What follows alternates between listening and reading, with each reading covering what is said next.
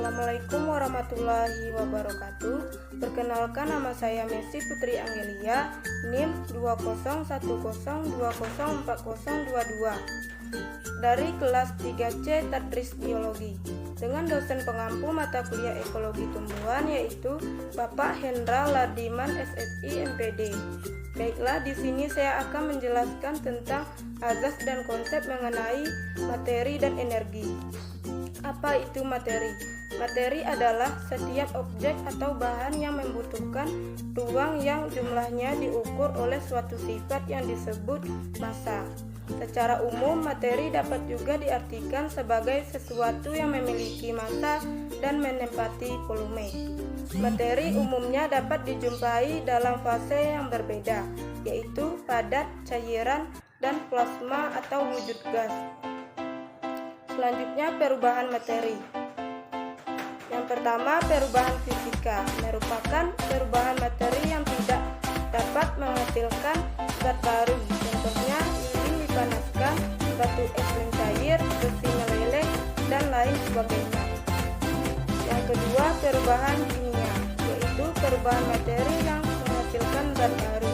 Contohnya, besi berkarat, kayu terbakar, dan lain-lain. Adapun pengertian lingkungan energi. Lingkungan adalah kombinasi antara kondisi fisik yang mencakup keadaan sumber daya alam seperti tanah, air, energi surya, mineral, serta flora dan fauna. Energi adalah kemampuan untuk melakukan usaha atau menghasilkan beberapa perubahan bentuk materi. Adapun klasifikasi energi. Yang pertama, energi kinetik, yaitu suatu energi untuk menggerakkan suatu benda. Yang kedua, energi listrik, yaitu aliran elektron biasanya melalui konduktor dari jenis tertentu. Yang ketiga, energi elektromagnetik, yaitu suatu bentuk energi murni, artinya tidak berkaitan dengan massa.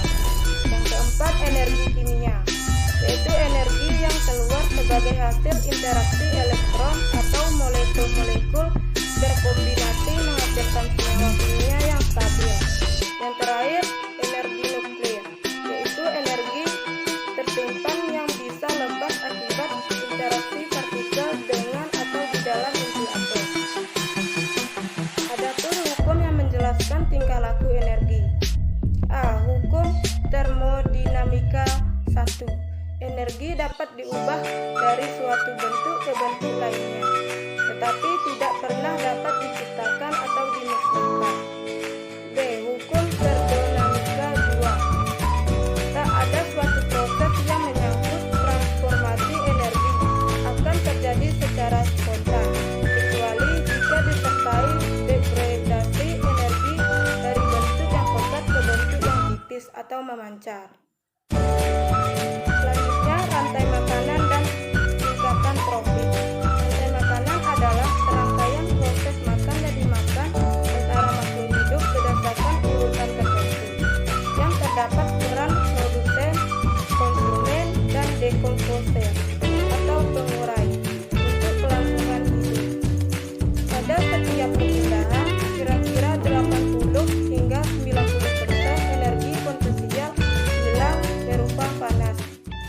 Semakin pendek rantai makanan atau semakin dekat organisme ke pangkal rantai makanan, semakin besar energi tersedia untuk populasi. Adapun macam-macam piramida ekologi, yaitu piramida energi merupakan piramida ini menggambarkan banyaknya energi yang tersimpan sebagai senyawa organik atau sebagai bahan makanan.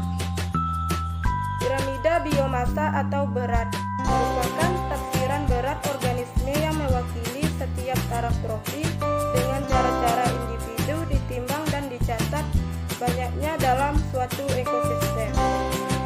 Piramida jumlah merupakan banyaknya organisme yang mempunyai di dalam suatu daerah tertentu atau areal yang dikelompokkan dan dihitung berdasarkan taraf trofi. Baiklah, itulah yang dapat saya sampaikan. Jika terdapat kesalahan, saya mohon maaf. Saya tutup dengan mengucapkan wassalamualaikum warahmatullahi wabarakatuh.